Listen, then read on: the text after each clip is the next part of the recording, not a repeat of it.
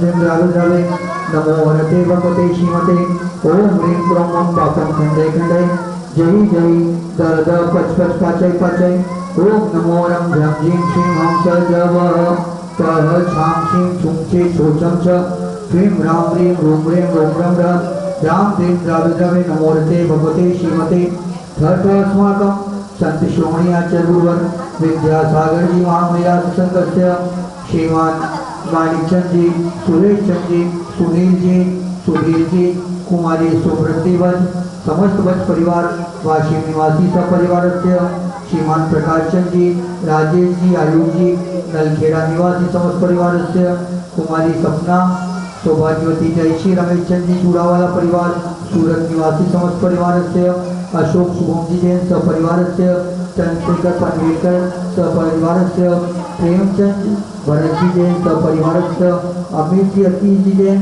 सपरिवार सकल दिगंबर जैन समाज श्रीपुर श्रीरस्तु वृद्धिरस्तु तुष्टिरस्तु पुष्टिरस्तु शांतिरस्तु कांतिरस्तु कल्याणमस्तु स्वाहा सब शांति आराकर्ता सेवकाना कार्य सिद्ध्यर्थ सर्वज्ञानाथ श्रीमद्भगवत अरहत सर्वज्ञ परमेश्वरी परम पवित्राय नमो नमः।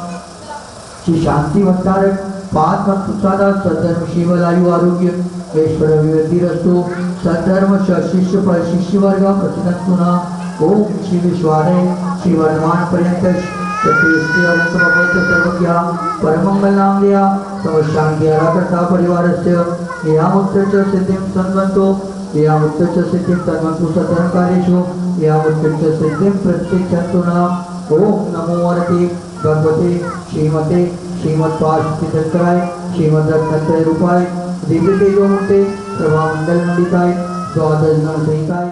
शिरपुर की महातीर्थ भूमि से आज मैं अपने दर्शकों को और स्वाध्याय में सम्मिलित हुए सभी महान श्रोतागणों को एक बात कह देना चाहता हूँ कि भोग की व्याख्या इष्टोपदेश जैसे महान ग्रंथ के 17वें श्लोक में की गई। उन्होंने कहा कि जब हम भोग भोगते हैं तो प्रारंभ में हमारे सामने एक सबसे बड़ी बात आती कि संताप होता है कि अब हमें कब मिलेंगे कब मिलेंगे कब मिलेंगे।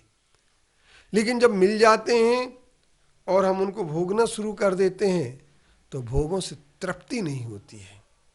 पहली चीज तो ना मिलने पर व्यक्ति के अंदर दुख और संताप रहता, उसे प्राप्त करने की तड़फन होती है, और मिल जाते हैं तो उस समय तृष्णा होती है।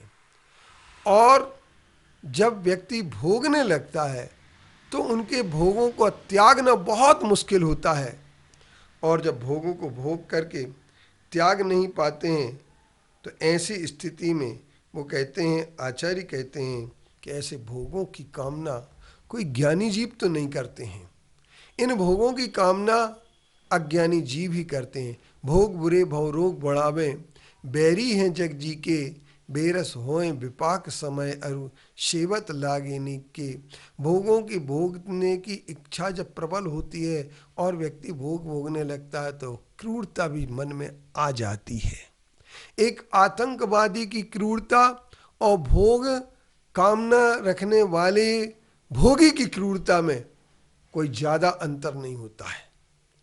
लेकिन फिर भी ये भोग क्यों भोगना चाहते हैं लोग, और भोगों की स्थिति क्यों है, जबकि हमारे आचार्यों का कहना ये है कि जो अचेतन है उस अचेतन में सुख नाम का कोई गुण ही नहीं है, और जिसके अंदर सुख नाम का गुण नहीं हो उससे सुख क्या मिलेगा। रेत में अगर तेल नहीं होता है और रेत को हम कितनी भी पेल दें तो रेत में से तेल निकलने वाला नहीं है। ठीक इसी तरीके से पानी से नवनीत नहीं मिलता है। लक्ष्मी मिले मिलन हो मम हो विवाह, है मूल को विषय की दिन रैन चाह, पैसाधु किंतु सुख ना पर मैं बताते, क्या नीर के मथन से नवनीत पाते।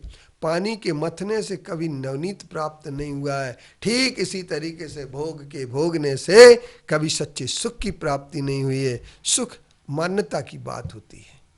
सिर्फ व्यक्ति अपनी मान्यता रखता है और अपनी मान्यता में ये तय कर लेता है कि मुझे सुख मिल रहा है। एक काल्पनिक सुख है, शाश्वत सुख नहीं है, अक्षय सुख नहीं है, क्योंकि सुख की तो 5 विशेषताएं होती हैं। सबसे पहले सुख वही कहलाता है जो स्वाधीन हो। नंबर 1। नंबर 2, सुख वही जो शाश्वत हो। नंबर 3, सुख वही जो अक्षय हो। नंबर 4, जो बाधा से रहित हो। नंबर 5, इंद्रिय से नहीं आत्मा से उत्पन्न हो। ये 5 विशेषताएं जिस सुख में होती हैं वही सुख होता है। और भोग जब भी हम भोगेंगे तो पराधीन निश्चित तौर पर होंगे। जब हम पराधीन होंगे तो पराधीन होने के बाद हमारे अंदर एक सबसे बड़ी बात ये आएगी कि पराधीन सपनों सुख नाही, कर विचार अपने मन माही।